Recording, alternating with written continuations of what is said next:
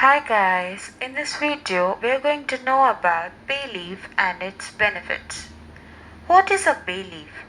It is a leaf which comes from laurel tree and is used whole, dried or ground in cooking. No matter how long they have been cooked, they are quite stiff and have pungent taste.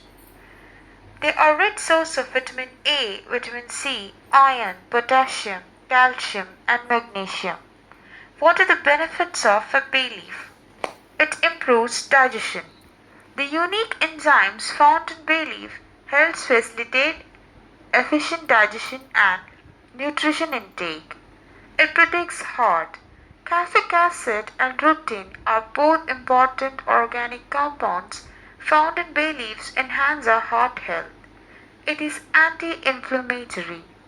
Most important benefit of bay leaves is to reduce inflammation throughout the body. It managed diabetes. They have been directly connected with improving insulin receptor function and blood sugar levels. It also helps in reducing anxiety and stress. Coming to hair health, it improves the health of your hair follicles and eliminates dandruff. It has a lot of benefits, guys. So, thank you for watching. If you like the video, give it a thumbs up and share it with your friends and family.